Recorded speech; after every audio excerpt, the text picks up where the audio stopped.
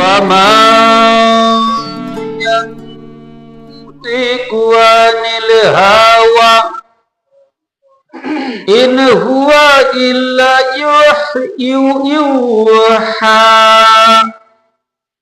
আল্লাহ তাআলা কোরআনের ভিতরে বলতেছেন, হে রাসূল সাল্লাল্লাহু আলাইহি ওয়াসাল্লাম, আপনি কোনো কিছুই মন গড়া বলেন না, এবং আপনি যা বলেন আপনার উপরে যা ওহী আসে, প্রত্যাদেশ হয়, বলার জন্য হুকুম আসে, তাই আপনি আপনার সাহাবা কিরামদের কাছে বর্ণনা করেন।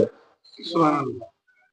আল্লাহ বলতেছে, হে রাসূল, হে আমার বন্ধু, হে আমার মাহবুব, হে আমার পেয়ারা হাবিব, আপনি তো কোনো কিছু মন করা বলেন না।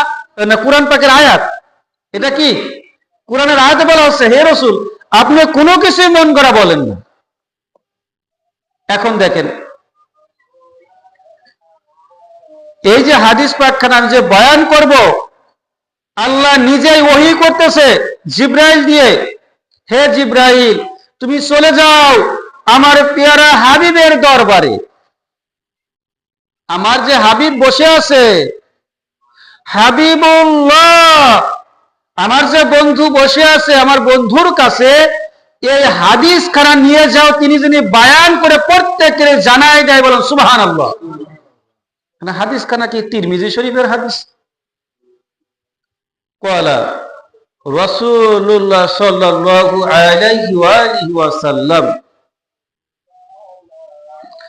আল হাসান ওয়াল হুসাইনি সাইয়্যিদা শাবাবি আহলিল জান্নাহ। জিবরাইল এসে বলতেছে, ইয়া রাসূল পাক সাল্লাল্লাহু আলাইহি ওয়াসাল্লাম, আল্লাহ এই হাদিস খানা দিয়েছে আপনার দুই নাতির উপরে, ইমাম হাসান ও হুসাইনের উপরে। এইখানে এই হাদিস খানা আপনার উম্মতদের কাছে আপনি বর্ণনা করেন, আপনার যারা সাহাবা কেরাম আছে তাদের সামনে সম্মুখে বলে দেন, হাসান ও হুসাইন হচ্ছে আল্লাহ যে জান্নাত, ওকে জান্নাতের ইমাম হবে বলে হাসান ও হুসাইন।